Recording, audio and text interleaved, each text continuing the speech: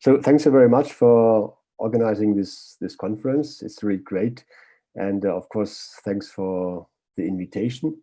It's a great honor and it's a great pleasure. And it's great to see all the colleagues and the names and sometimes the pictures in the slides on this laptop. So great. Happy to be with you. I want to share with you some experiences with one project we started a few months ago.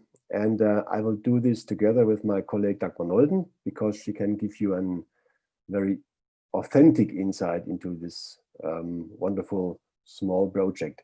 So from my side, just a few, let's say, background informations. Maybe you remember 3 or 4 years ago in 2017, there was a big conference in Germany about the responsibility of religions for peace, organized by the German Foreign Office. And during this conference, a group of participants decided to continue the discussions about peace education. And then we came in and we organized together with the German Foreign Office a workshop for this group. And after this workshop, which went very, very well and was really great, we had the opportunity to develop together with the colleagues a manual, and we call this manual Peace Education in Religious Contexts. And we developed a draft of this manual. And then after developing this, we are now in the second step of this project. And this is to test this manual in very different contexts. And this is the project, and the project is called Peace Education Meets Religion. So from my perspective, and this is a peace education perspective, of course, it's so great to have the opportunity to think about the relations between peace education and religions. And just for the background, you know that in our understanding, peace education is a process, and we say it's a process of acquiring not only knowledge but also values, and it's a process of developing attitudes, skills, and behavior to live in harmony with oneself, with others, of course, and with the natural environment. And in our understanding, peace education aims to reduce violence, support the transformation of conflicts, and advance the peace capacities of individuals, groups, societies, and institutions. And this is the background for this manual. And the idea was how to implement these basic ideas of peace education in religious context. And then we had this big chance to test this manual in this new project. And I give over to my colleague Dagmar, and she will give you a few informations about this new inspiring project. Thank you very much, Uli, for this brief introduction. Hello and welcome, everybody. It's my pleasure to have this possibility of a super short input as part of this virtual conference on peace education and religions, which is interesting just because we spend so much time thinking about that with our local partners and as part of this project. I would love to share a small PowerPoint presentation. For that, I might need the permission of the host, which I don't have at the moment. Would it be possible to get the permission?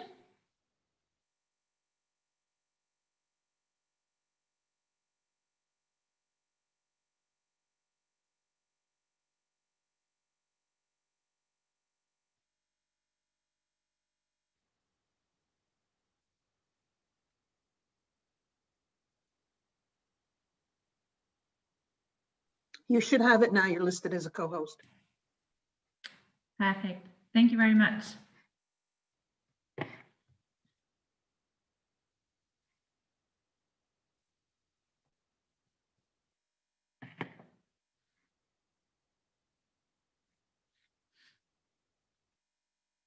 All right, so I will briefly start with basically a few quotes. And we discussed with some of the project partners from the first conference that took place in 2017 and the second conference that took place in 2018, organized by the German Foreign Office, about peace education and religion and how the two go together. And there were different aspects for why this is relevant. And one said, for instance, in concrete terms, I believe that the great added value of religion is twofold. On the one hand, religion is often understood as part of the problem. Religion in peace education means to learn how to expose such false chains of argumentation and to make it clear that it has nothing to do with religion. Therefore, you have to prepare training courses and provide pedagogical material so that people in this field can really expose it. On the other hand, the great chance of religion in peace education is to harness the religious motivation and the power of religiosity for peace education. And another of our colleagues who worked with us on the project said, as members of religious communities, we have a great task to be honest with ourselves, to set an example that we may be questioned, because religion as well, as we all know, can also be abused, and it is also abused. If we treat each other honestly, if we also say we make mistakes, however, we are also inspired by the thought of peace that is in every religion and in every human being, and that brings us together, we can deal honestly with each other without hidden ideas. We can deal honestly and to look together what is needed now in this situation in which we find ourselves together. And I would like to quote one last aspect that has been voiced out by Sheikh Khalid bin Tunis. The possibility to draw from the well of wisdom, and I say wisdom of religions, not of their theology, from the wisdom and the spirituality of religions, is something that he perceives as crucial when religion and peace education are thought together, and the synergies of the two should move forward in a fruitful manner. As Uli Jäger had started, the project was first part of two conferences that were launched by the German Foreign Office as part of their initiative on responsibilities of religions for peace. And in 2019, we started with a small group of representatives of these participants from the two workshops that Bauke Foundation had organized for the German Foreign Office on peace education and religion to develop a manual. This draft manual is now being tested in 3 contexts. It is tested and piloted in the context of Cameroon, in the context of France, and in the context of Israel and Palestine. The objectives of the project are not only to pilot the manual. It is, first of all, to strengthen peace education capacities and competencies of religious and religiously motivated multipliers in formal and non-formal education settings. Then, for sure, to further develop and sharpen peace education and religious context, hence to have a space where we can reflect about what it means, where are chances and where are limitations in this regard. And then lastly, basically, the actual work on further developing the manual to introduce it, implement it, and finalize it, including translations into different languages. The target groups that we work with for this purpose differ. And one of the reasons is that we do not work in different contexts to also have different religious contexts and regional contexts and conflict settings, but to also work with different target groups and get more insights on the possibilities of the methods we jointly came up with our local partners with. In Cameroon, we are working together with leaders and members of youth groups who are engaged in education and peace building. with leaders and representatives of women groups who are active in peace building, as well as with religious leaders and representatives of different denominations who are mostly also engaged in the formal educational settings, such as religious schools. The particular focus in Cameroon lies on the currently very much conflict-driven Anglophone part of the country. And therefore, in addition to the challenges that are put and the strains and stresses that are put on the region by COVID-19, it is also quite interesting to accommodate the challenges that come up when working in a place where the tensions are rising constantly at the moment. The second context where we have already started working in July with a qualification course for multipliers is France. France is somewhat misleading in that regard because actually our partners are based in France, but the participants were all mostly French speaking. However, they came from 8 different countries.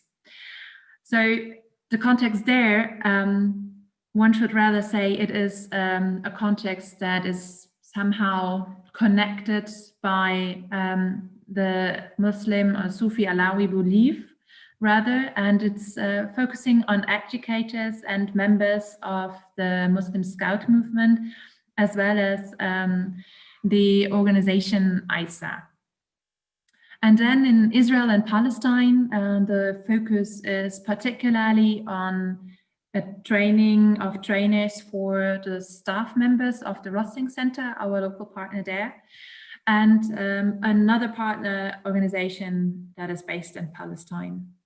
So there it is currently a bit of a challenge to really get beyond the possibility of implementing it face-to-face due to COVID-19 as well. And our project turned into a project that is purely happening in the virtual world at the moment, except of a number of workshops that some of the facilitators and multipliers from the French training could already facilitate over the summer when presence-based workshops were actually possible. The project partners in those settings are in Cameroon, Laura Agnola Tufon from the Justice and Peace Service in Bamenda. Then in Israel-Palestine, Sarah Bernstein from the Rossing Center for Education and Dialogue. And in France, Sheikh Khaled Bentounes, as well as Taufik Hartid, who both represent to a certain extent the Muslim Scout movement in France and Germany, as well as the NGO ISA. In Germany, we also partner with Dr. Thomas Wipf, who represents Religions for Peace. Concerning the project activities I already mentioned, that is basically a project that is taking now place in a virtual space. We work together with our partners who organize with us training for trainers or multipliers. And those multipliers afterwards, in a sort of a snowball effect, test the manual or pilot the methods from the manual. We have developed a scheme to get structured feedback from them, collected, and then once we receive the feedback from the 3 contexts, actually revise the manual together and look into what things need to be added.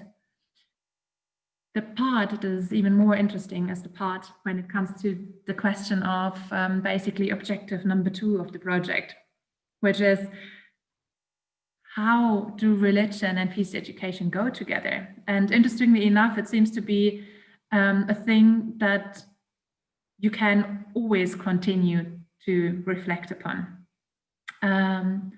Just 2 days ago, we had a follow-up session with our group we worked with from the French context. And the question came up, so why do we need this manual to just have on the front page written peace education meets religion and peace education in religious context? Because some of the multipliers we work with suggest that we do understand where the benefits are. We do see the synergies. We are aware of the synergies and we think they are crucial. However, we feel that for some people it might be misleading and some people might rather take it as a no, we don't want to be part of this. And no, for me, religion is something that is not peace. For me, religion might rather lead to, it might be the cause for why I had to leave my country. So it is very much related to a sort of violence that was directed against me. And if I talk about peace education, if I want to learn about peace education, then please, can we just talk about peace education only without that context? And the discussion about that, for instance, was very interesting because what we came up with was that it needs both. It is not the one or the other. It is peace education by itself matters as much as religion by itself matters. But we have to acknowledge that the synergies are there and that we can use those synergies. But it always depends on the context we are in, whether the synergy is appropriate. It depends on the target group we are working with, whether the synergy is appropriate. And it depends also on how the person who facilitates workshops or sessions can make use of both sort of wells of wisdom that the synergy is built upon.